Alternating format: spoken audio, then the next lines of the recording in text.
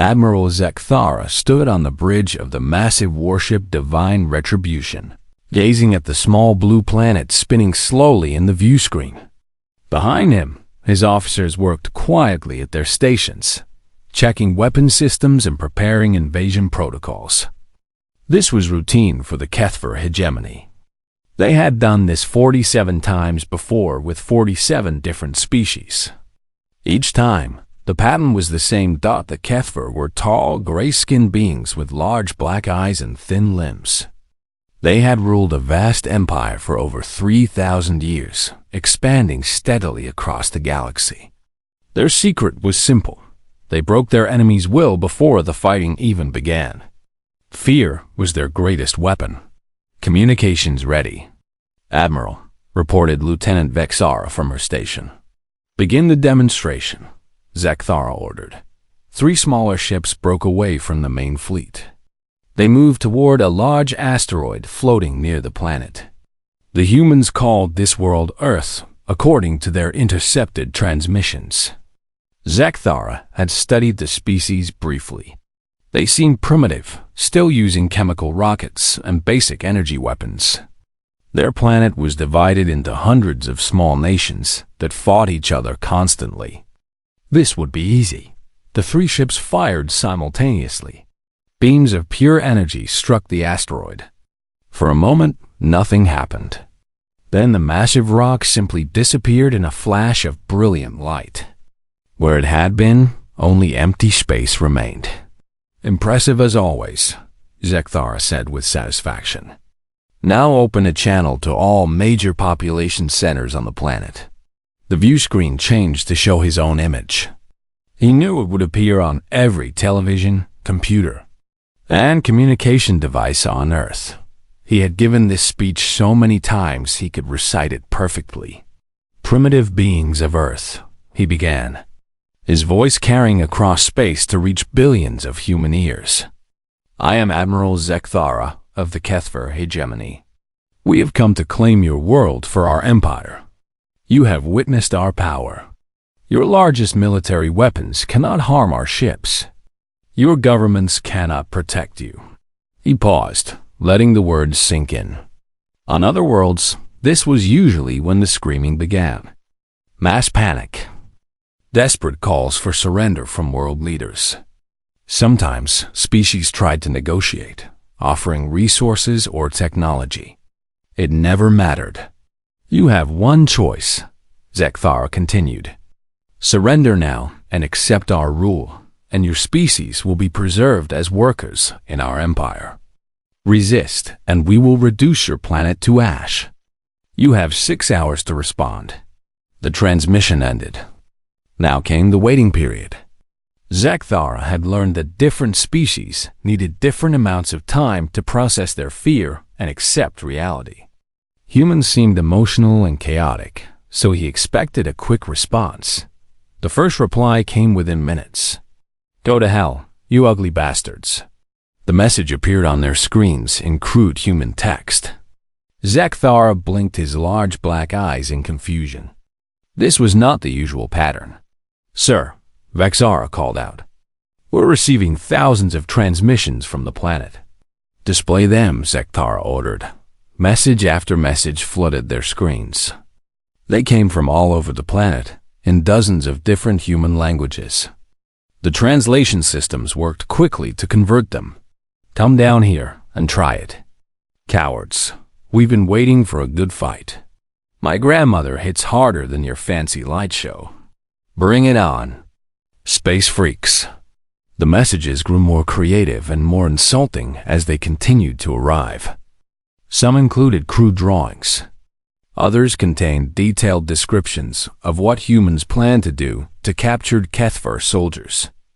Many were accompanied by images of humans holding weapons and making threatening gestures.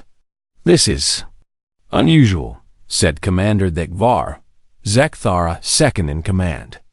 Perhaps they don't understand the seriousness of the situation? Increase power and destroy a moon, Zekthara ordered. Show them we can eliminate entire celestial bodies. The fleet's main weapons charged and fired at Earth's moon. The blast carved out a crater visible from the planet's surface.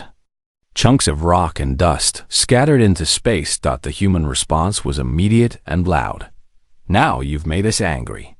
That's our moon. You pieces of garbage. We're coming for you."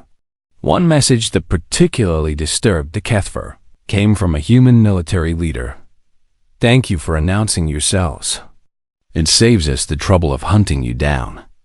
We accept your declaration of war." Zekthara felt something he hadn't experienced in centuries of conquest: confusion. Where was the fear? Where were the desperate pleas for mercy? Where were the government officials offering to negotiate surrender terms? Instead, the planet below seemed to be mobilizing for war.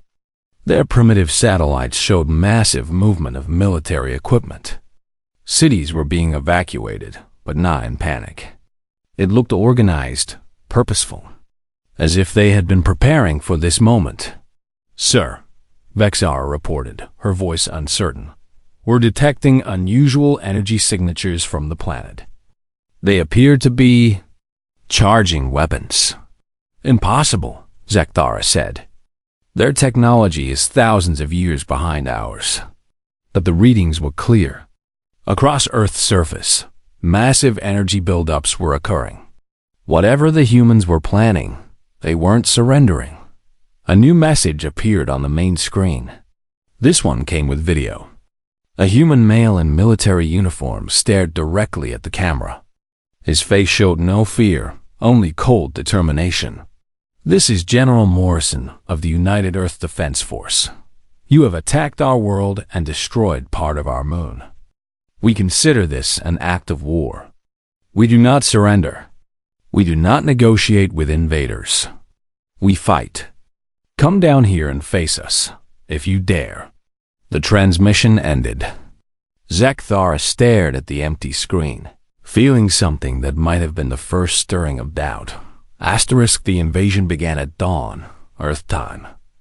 Zekthara had decided to follow standard protocol despite the humans' strange response. Dropships launched from the main fleet, carrying thousands of HFY soldiers toward major population centers. New York, London, Tokyo, Moscow, Beijing. The plan was simple: seize control of government centers and force immediate surrender. The first ships entered Earth's atmosphere without resistance. No missiles rose to meet them. No fighter aircraft challenged their descent. Zekthara watched from his bridge, expecting the humans had finally realized their helplessness. "Landing zone secured," came the first report from the surface. No immediate resistance detected. The dropships touched down in central parks and major squares. HFY soldiers emerged in perfect formation, their energy weapons ready. They wore advanced armor that could deflect most primitive projectiles. Their orders were clear: minimal casualties, maximum intimidation. In Times Square, Captain Morith led the first wave. His soldiers spread out among the abandoned buildings, their tall gray forms moving with precision through the empty streets. Everything seemed to be going according to plan. Then the windows exploded. The blast came from everywhere at once. Glass and steel fragments filled the air as hidden explosives detonated throughout the surrounding buildings. Captain Morith dove for cover as debris rained down around his squad. Half his soldiers were down in seconds, their advanced armor no protection against tons of falling concrete. "Ambush!" Morith shouted into his communicator. "Humans are using a sniper's bullet cut off his words forever." Similar scenes played out across the globe. In London, HFY forces found themselves trapped in underground tunnels that had been turned into killing zones. Humans appeared from hidden positions, struck with devastating effect, then vanished before the aliens could respond. In Tokyo, entire city blocks had been wired with explosives. The aliens advanced into what looked like abandoned areas, only to have the ground collapse beneath them. The humans fought like nothing the HFY had ever encountered. They showed no fear of death, no hesitation in close combat. Worse, they seemed to enjoy it. Kethver soldiers reported hearing human laughter during firefights. Humans would charge directly into energy weapon fire, using their dying moments to detonate grenades or activate traps. Status report. Zekthar demanded as the casualty reports flooded in. 30% losses in the first wave. Commander Zekthar reported, his voice shaking. 40% in some areas. The humans are using guerrilla tactics. They've had time to prepare. Impossible. We gave them 6 hours. No species can organize effective resistance in 6 hours. Sir, intelligence suggests they've been preparing for invasion for decades.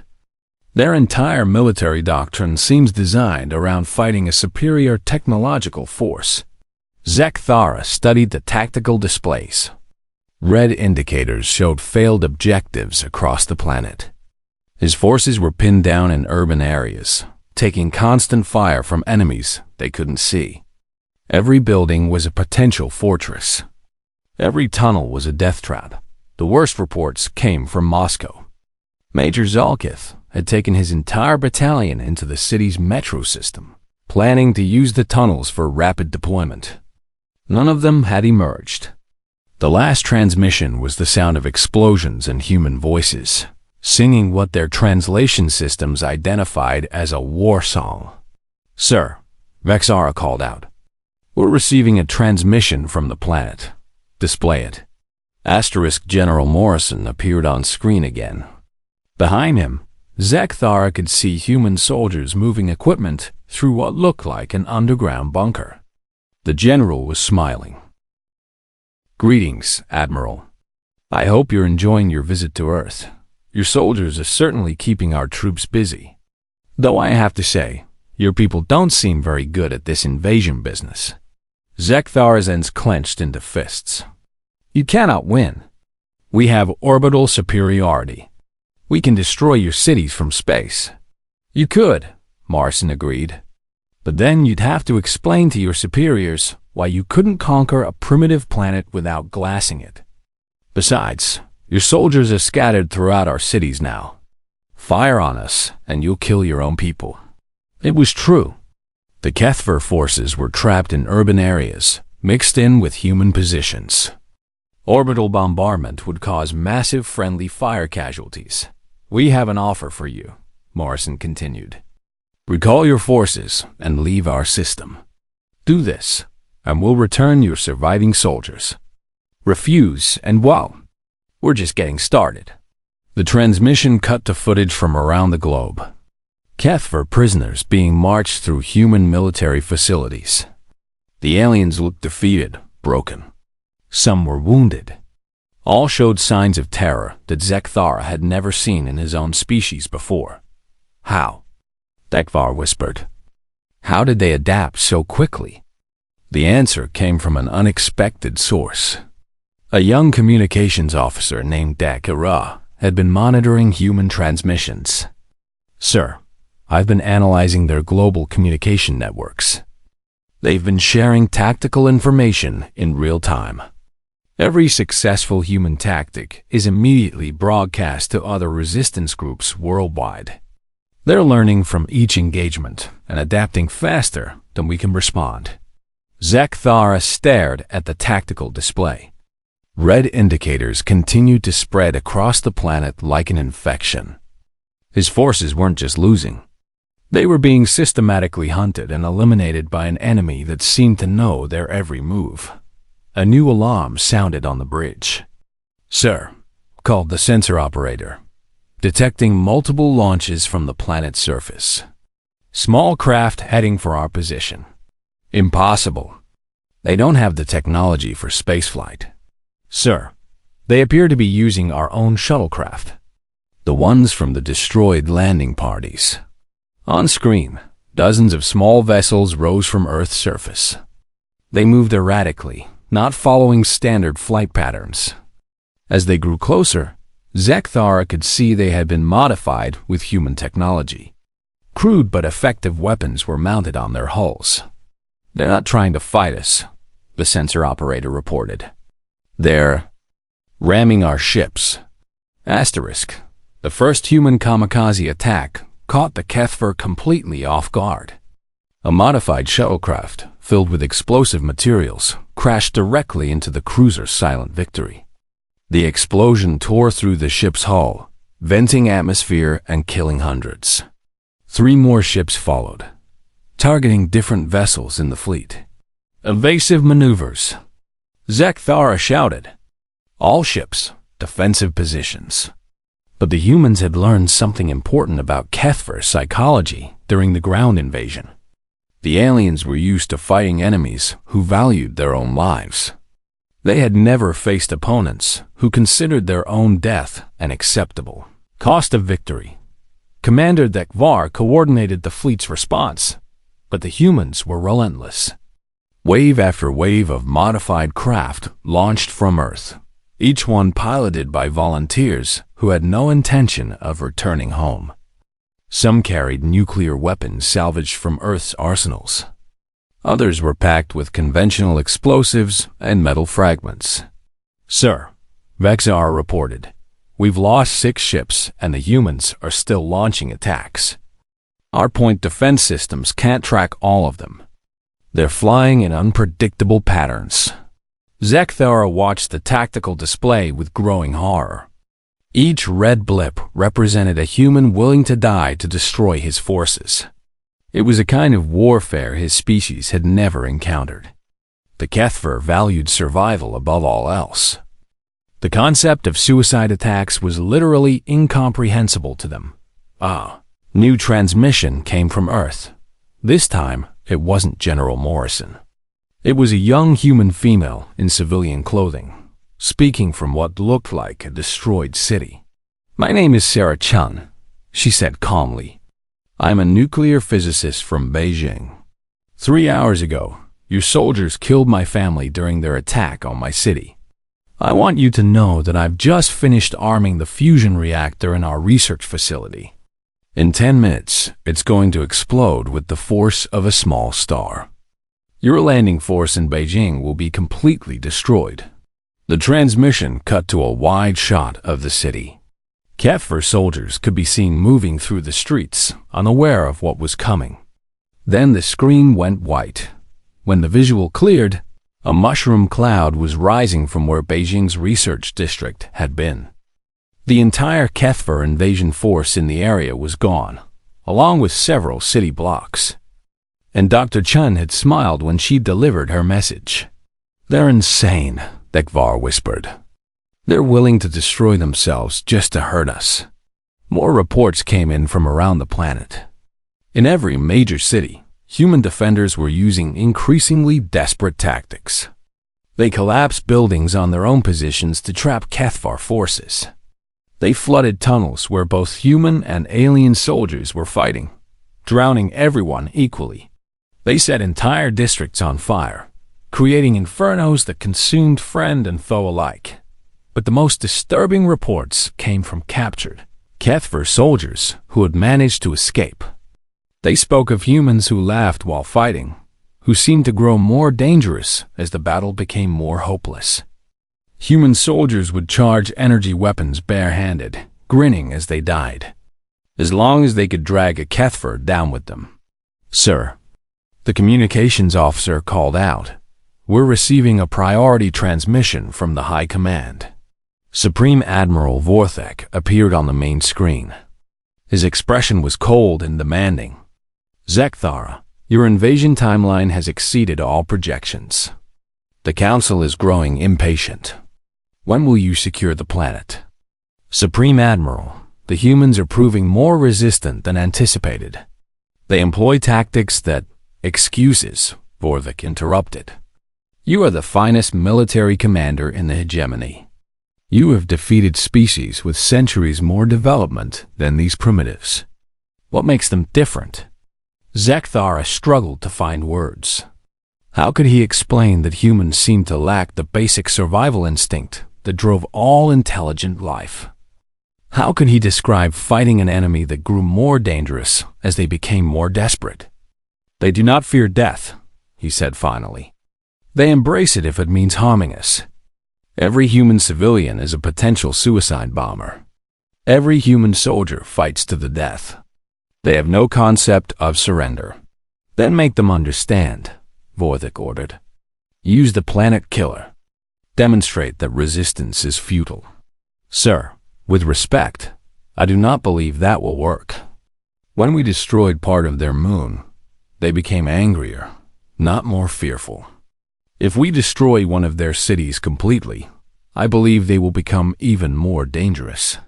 Vorthik's image leaned forward. Are you telling me that the mighty Kethver hegemony should retreat from primitive barbarians? Before Zekthara could answer, new alarms sounded throughout the bridge.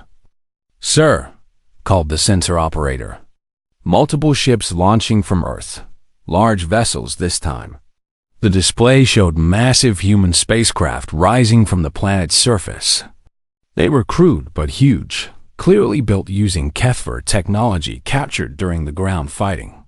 Nuclear missiles were mounted on their hulls like ancient cannons.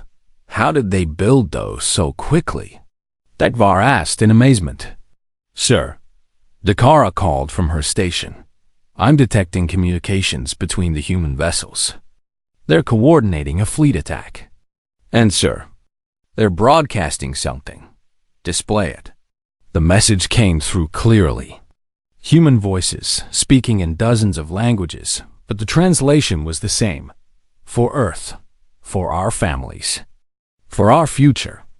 The human fleet moved toward the Kethver ships with the same reckless determination their ground forces had shown. They had no chance of winning a direct space battle, but they weren't trying to win.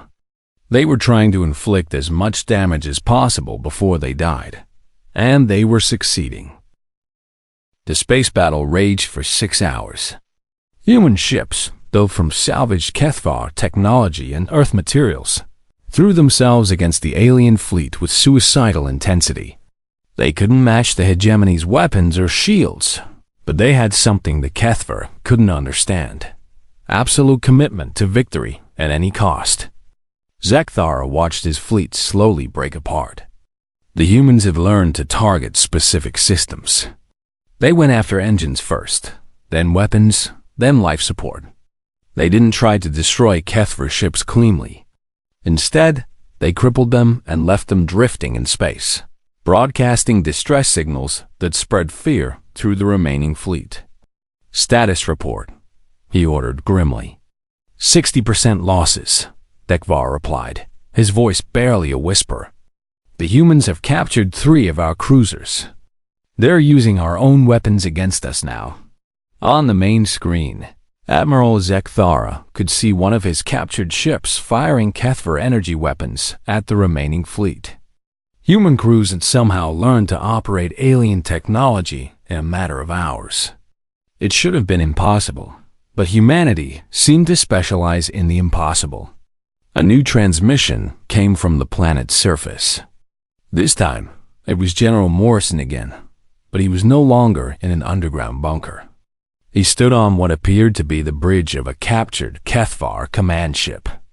Admiral Zekthara, Morrison said, his voice calm and professional. I believe it's time we had a serious conversation. You came to our world expecting easy conquest. Instead, you've lost most of your fleet and all of your ground forces. Your surviving soldiers are our prisoners. Your ships are either destroyed or under our control. Zekthara wanted to deny it, but the tactical display confirmed every word. His mighty invasion force had been reduced to a handful of damaged vessels. We could have done this the easy way, Morrison continued. You could have left when we told you to, but you chose the hard way. Now, let me explain what's going to happen next. The screen split to show views from around the solar system. Human vessels were moving toward the outer planets, carrying modified Kethver FDL drives. Other ships were approaching the jump points where the aliens had entered the system. We've reverse-engineered your faster-than-light technology, Morrison explained. Your own engineers were very helpful, especially after we explained what would happen to them if they didn't cooperate. Right now, human ships are taking positions at every possible exit from this system. You're trapped. Zekthara felt something he had never experienced before. Genuine terror. His species were conquerors, but they had always retained the option of retreat.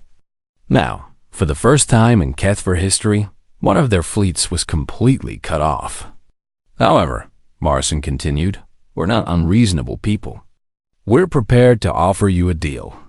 You can take your surviving ships and leave our system. We'll even return your prisoners. But there are conditions. What? What do you want? Zekthara managed to ask. First, you will broadcast a message to your entire empire. You will explain that Earth is now under human control and is not to be approached by any Kethver vessel. Second, you will provide us with complete star charts showing the locations of all hegemony colonies and military bases. Third, you will give us a full technical database of your weapons and starship technology. Impossible, Zekthara protested. The High Command would never. The High Command isn't here, Morrison interrupted. You are. And unless you accept our terms, none of your people will ever leave this system alive. We've already proven we're willing to die to achieve our goals. Are you willing to watch your entire fleet burn for the sake of hegemony pride? The truth hit Zekthara like a physical blow. The humans weren't bluffing. They had already demonstrated their willingness to sacrifice everything for victory. If he refused their terms, they would destroy every last Kethver ship, even if it meant their own death. I need time to consider. You have 30 minutes, Morrison said curtly. After that, we'll assume you've chosen death.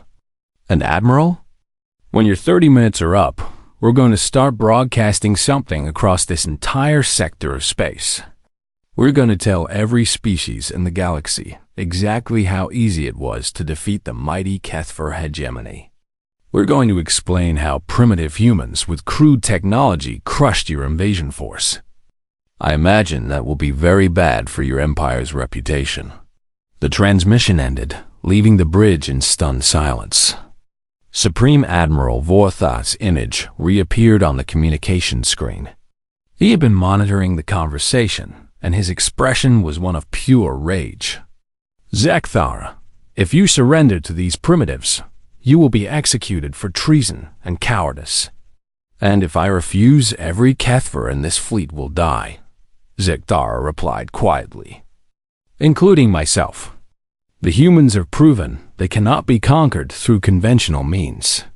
They fight like rabid animals. They prefer death to surrender.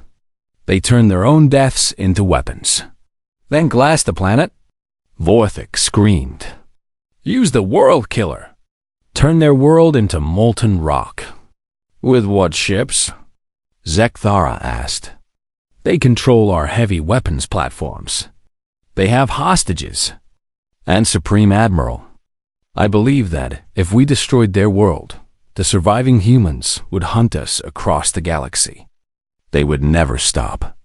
They would turn every species they encountered against us. They are not like other conquered peoples. They do not break. Vorthik's image flickered with rage. You are relieved of command. I am sending the Second Fleet to. The Second Fleet is 6 months away, Zekthara said calmly. We have 30 minutes to decide. And I have decided. He turned to Vexara. Open a channel to General Morrison. Tell him we accept his terms. 3 days later, the surviving Kethver ships limped out of the solar system, carrying a warning that would echo throughout the galaxy. Humanity was not prey. Humanity was something far more dangerous. Humanity was a species that turned invasion into nightmare, surrender into death, and defeat into victory. The hegemony's expansion stopped completely. Within a year, 3 subject species had rebelled successfully, inspired by Earth's example. Within 5 years, the great Kethver Empire was a shadow of its former self. And on Earth, humanity looked up at the stars and smiled.